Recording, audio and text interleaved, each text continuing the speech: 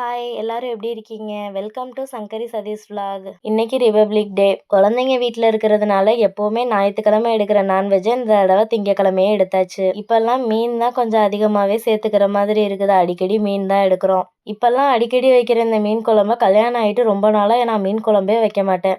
மீன் குழம்பு சாப்பிடணும்னு ஆசை இருந்துச்சுன்னா அம்மாவை தான் வச்சு கொண்டு வர சொல்லுவேன். நான் ஃபர்ஸ்ட் டைம் மீன் குழம்பு வச்சப்போ எங்கள் அப்பா சாப்பிட்டு பார்த்துட்டு குழம்பு சூப்பராக இருக்குன்னு சொன்னாங்க. அதுலேருந்து அதே மெத்தடை இப்போ வரையும் ஃபாலோ பண்ணிக்கிட்டு இருக்கேன். டிஃப்ரெண்ட்டாக மசாலா அரைச்செல்லாம் நான் வைக்க மாட்டேன். வெங்காயம், தக்காளி, பச்சை மிளகா, பூண்டு இது எல்லாத்தையும் போட்டு நல்லா வதக்கிட்டு இந்த மீன் குழம்புல மட்டும் புதுசாக நான் எதையுமே ட்ரை பண்ணது கிடையாது. ஏன்னா சொதப்பிடுமோன்ற பயம் எனக்கு நிறையவே இருக்குது. தக்காளியும் போட்டு நல்லா வதக்கி விட்டுட்டு புளி தண்ணி, அது கூட வீட்டில் அரைச்ச மிளகாத்தூள், இது எல்லாத்தையும் சேர்த்துட்டு நல்லா கொதி வந்ததுக்கப்புறம் மீனை போட்டுற வேண்டியதுதான். இது அஸ் யூஷுவல் எல்லாரும் செய்கிற மெத்தடு தான். இப்படி தான் நானும் மீன் குழம்பு வைப்பேன். தோசை ஊற்றும் போதெல்லாம் பசங்க பொடி போட்டு தோசை வேணும்னு கேட்குறாங்கன்னு சொல்லிட்டு இன்னைக்கு இட்லி பொடி தான் ரெடி பண்ணேன். ஒரு கடாய் நல்லா ஹீட் பண்ணிட்டு ஒரு கப் உளுந்து எடுத்து நல்லா கலர் மாறுற அளவுக்கு நல்லா வறுத்து எடுத்துக்கிறணும். இந்த அளவுக்கு கலர் மாறினதுக்கு அப்புறம் அதை ஒரு பிளேட்ல எடுத்து மாத்திக்கிறணும். அதே கடாயில அரை கப் கடலைப்பருப்பு சேர்த்து அதையும் நல்லா வறுத்துட்டு கொஞ்சம் கலர் சேஞ்ச் ஆகி வர்றப்போ அதையும் அதே பிளேட்லேயே மாற்றி எடுத்துக்கிறணும். இப்போ அதே கடாயில் வெள்ளை எள்ளு எடுத்துக்கிட்டேன் நான் ஒரு 1/4 கப். நம்ம எந்த கப்பில் உளுந்து எடுக்கிறோமோ அதே கப்பில் அரை கப் வர்றது, 1/4 கப் வர்றது எல்லாத்தையுமே அதே இதுலேயே அளந்துக்கலாம். எள்ளு நல்லா வெடிச்சு வந்ததுக்கப்புறம் அதையும் நம்ம அந்த பிளேட்டில் மாற்றிக்கிறணும்.